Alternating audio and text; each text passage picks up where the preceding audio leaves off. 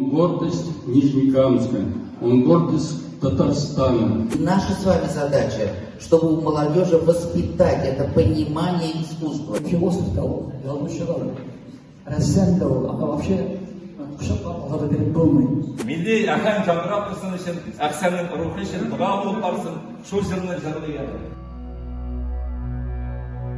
Охранять природу, потому что люди жили в природе, молились в природе, обожествляли природу, там в виде камней, озер, рек и так далее. Они жили в согласии в природе. А сейчас человек разрушает природу на наших глазах. Ол мына соңғы жылларны виде ол минемше инде, это минем фикер. Виде ол мастерскойда кіші білән, может быть, әзірәк аралашу, ол бит бір эшләде, менә оның бит ненормированный рабочий день. Менә ул һәр тоқтаны кирәк вдохнуть душу в эту доску, да, ведь? Он же, если, наверное, я не знаю, по 10-12 часов рабочий, вот столько. И вот последние годы он очень любил сидеть на лавке, такого раньше не было, и разговаривать со всеми соседями, конечно. Вот эта черта у него перед смертью за 3-4 года появилась. И наша с вами задача, чтобы у молодежи воспитать это понимание искусства. Вот что это несет за собой, например, определенная картина. Вот как о ней нужно говорить, а об этом нужно писать сочинения, нужно выездные выставки делать. Челнах был в прошлом году, там есть художественный фонд. В художественном фонде есть примерно 40-50 художников, у них у каждого мастерские, и все эти мастерские забиты картинами. У них по 100, по 200, по 300 картин. И вот эти картины за 40, за 50 лет, они не вынесли ни разу за стены этой мастерской. Их никто не видел, и никто не знает, что они написаны.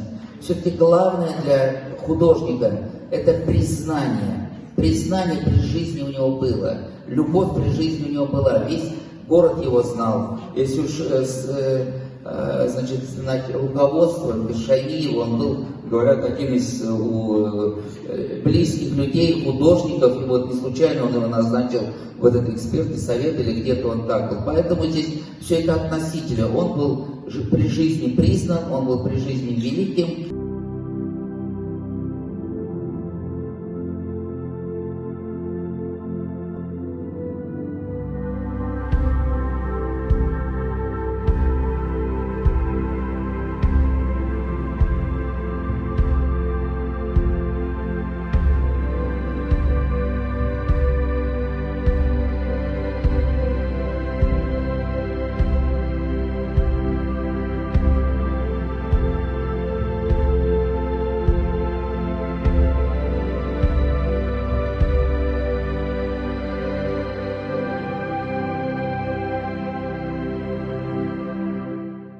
Әқсәнләрнең иелдә һәр вакытта да менә шушы туганнары җыелган вакытта без биш бала идек дигән җырны җырлый торган булганнар. Һәм Әхсән абый үлгәнчәгә хәтта кич белән без бакчада гармун белән утырганда әйдә Рөстәм диген җырны җырлый әле дип без Роберт Миннуин сүзләренә язылган без биш бала, чөнки алар биш бала туып үскәннәр, җыелганда алар шул җырны җырлый торган булганнар. Әйдәгез синаулашып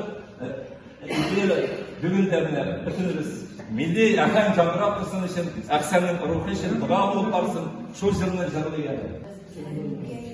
Мүсіннен алып қайтқан, сүт суында юған иделей. Бишек шәрін жырлап түннәрі бойы, біз үскәнді күткен тиремлері.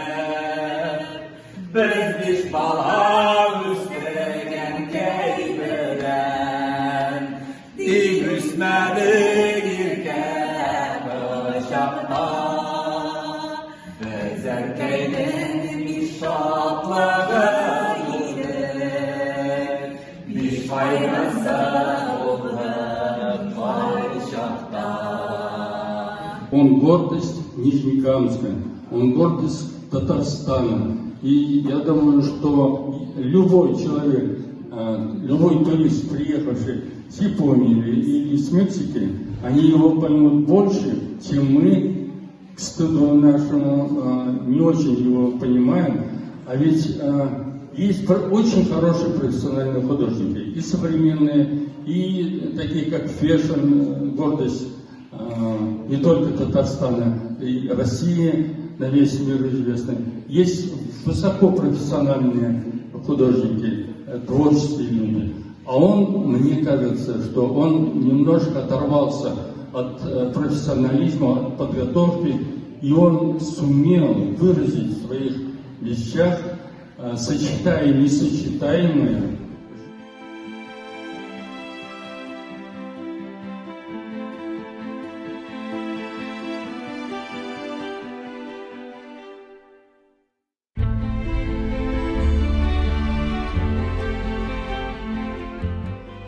Услышать чутко дух родной, понять уроки, смысл жизни человека в окружающей среде.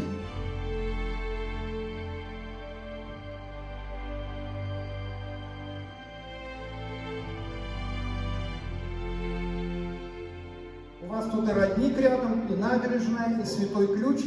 Все, как говорится, в одном месте собрано.